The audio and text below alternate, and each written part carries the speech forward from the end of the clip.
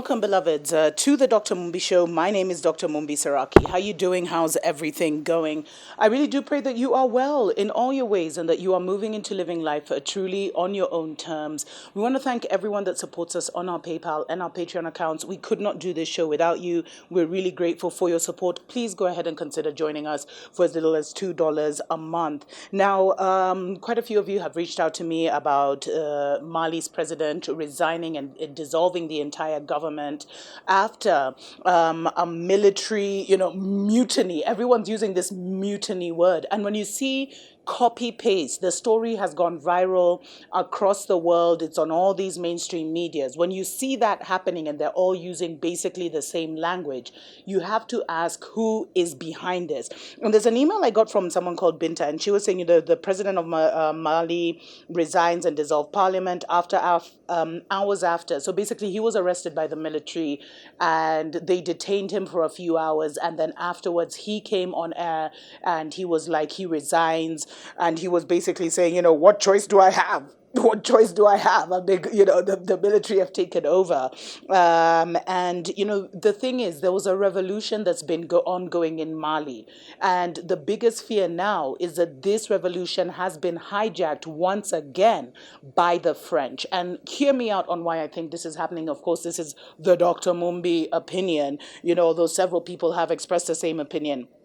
So Mali's president, Ibrahim Boubacar Keita, he resigned after soldiers seized him from his house following months of mass protests against alleged corruption and worsening security. So there's been a lot of jihadists, instability in the country. There are thousands of French military on the ground, and everyone knew that Keita was allegedly a French puppet. He always looked after the interests of the French.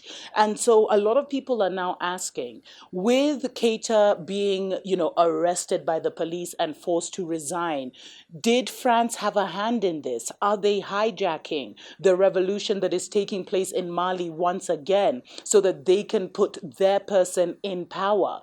Because we've seen, France is responsible for allegedly 22 assassinations and regime changes in the West African region. And they keep entrenching their hands. And a lot of people ask, why won't any of these West African countries break free from the French control? It's because the puppet after puppet is put in place. And if you don't become a puppet, then you get taken out, your government is destabilized. But now, the citizens have been literally on the streets for months complaining about, the worsening security situation, etc., etc. They wanted him gone. And then now the army actually came out, and I don't even know what these guys are calling. They even have a name. They came out and they said that they were not taking over power, but what they were actually doing was, making sure that the government remained stable, and that sorry guys, this is so frustrating because we get excited, but this is all, and then when you see the Al Jazeera's, the CNNs, the France 24s are all going with this story like breaking news, Mali president resigns, it's because they're hand in it. That's not our narrative. Yeah, he resigned, but who is behind the Malian, this faction of the Malian army that went in and arrested him? Who gave them those orders? Because we haven't seen the major military generals of the army getting involved. This is just a faction. I think they're calling themselves Salvation for the People or something cheesy like that. But, and France, with their thousands of French troops on the ground, they did release a statement saying, condemning the arrest of Mali president and asking for calm in the West African nation, which makes you wonder, are they involved somehow? Are they involved? Although you can't really interfere in domestic affairs, but are they involved somehow? Of course, African Union also released a statement where they said, they asked for the president to be released in no uncertain terms. In fact, the Moussa Faki Mahamat, the chairman of the NU, said he energetically condemned Keita and Cisse's arrest and called for their immediate liberation.